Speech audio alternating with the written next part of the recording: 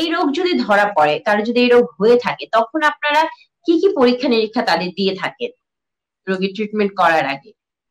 জি, আসলে এটা যে ডিজিজের প্রেজেন্টেশনের কথা আমরা বলেছি, সাধারণত ক্লিনিক্যালি আমরা এই রোগটাকে নির্ণয় করে থাকি। কিন্তু কিছু, কিছু ক্ষেত্রে কিছু ডিফারেনশিয়াল ডায়াগনোসিস এর প্রয়োজন পড়ে। কিছু, কিছু রোগী আছে যাদের কিছু কোমরবিডিটির কথা আমরা বলি। যেমন তারা আগে থেকেই উচ্চ রক্তচাপ, ডায়াবেটিস কিংবা কিডনি ডিজিজে আক্রান্ত।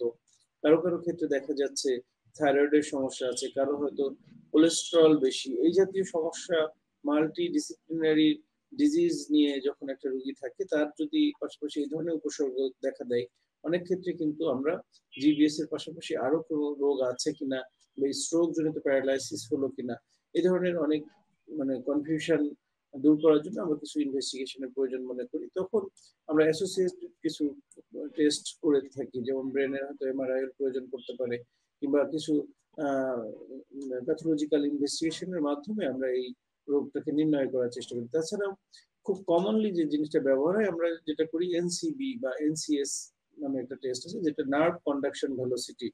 এই টেস্টের মাধ্যমে আমরা এই রোগটার নার্ভের সমস্যাগুলোকে আইডেন্টিফাই করার চেষ্টা করা হয়।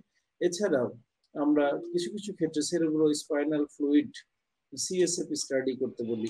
সেখানে যদি এটা আক্রান্ত হওয়ার 10 দিনের মধ্যে চেষ্টা করা যায়, সেক্ষেত্রে কোনো ভাইরাসের উপস্থিতি আছে কিনা, কিংবা এই ধরনের সেরেব্রো সিএসএফ স্টাডিতে অনেক সময় এই রোগের জীবাণুর ইয়ে পাওয়া যায়।